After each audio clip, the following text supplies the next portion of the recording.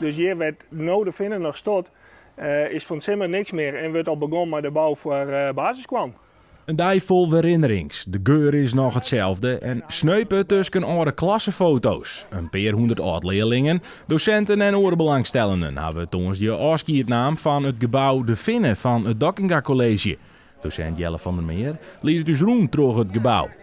En ze hadden een hele prutte oud-leerlingen dit herkennen, de garderobe, de rekken van 40 jaar stonden nog steeds en ze werken ook nog steeds.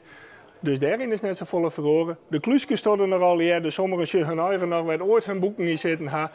Dus het gebouw is net verloren, maar daarin, ja, de meesten, maar ook het onderwijs is altijd wel mij verloren. De squalle is er in de 80 jaar del zet, vlatiedelijk, maar is intussen meer dan 44 jaar oud.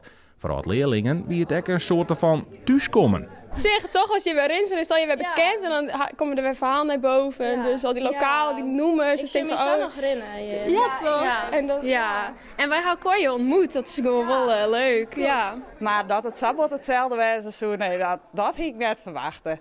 Welke herinnering is bij jij nou weer Boppenkaan?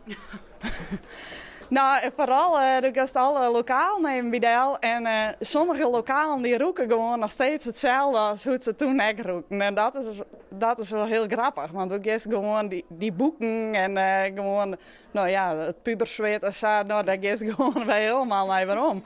Leerlingen van Doe gingen ook op de foto, maar de meest bekende conciërge van Dokkum, Inne Bilker. Alleen dat doe je vroeger aan het werk, in die 30 jaar, dan koek, zo wat, elke naam koek. Bij de persoonpleet. Maar dat is nou hoor. Maar ja, ik ga zo'n 20 jaar leven, dat onnota. Dat is echt geen wonder. Bilker is intussen al meer als 10 jaar met pensioen, maar zijn invloeden binnen nog heel te vernemen. Ja, het is een beetje nostalgisch vanzelf. Je bent wend aan dit gebouw, dit viel als thuis, dit is een oude jas, die is nog wel leuk. Ja, die hebben we al eerder, dat viel heerlijk. Maar ja, zoals hier als juist ben, uw oud-conciërge Bilker, die wil altijd van het Friesk. En er stond nog steeds zijn zelfskreunde briefje van ek om 2 uur, want om 2 uur dachten ben dat de regels oren winnen. Maar ja, wij hier lessen tot 20 voor 4 uur, dus dan is het leswissels. Dus dan weet de brede trap op en de smalle trap af. Nou, iedereen die hier zitten had, die weet dat. Soms ben ze weer omstuurd en soms gaat het goed. Frans, wiskunde, biologie, alle vaklokalen konden de beziekers nog 1 keer besjen. En dan ben we hier in de hoek en dan komt het beneden en dan komt bij lokaal 43 uit. Nou, ik denk dat het altijd het godsdienstlokaal West had. Van der Meer zal de romte die ze nou in het gebouw hebben wel missen. Bilker moest nog wat opbiechten.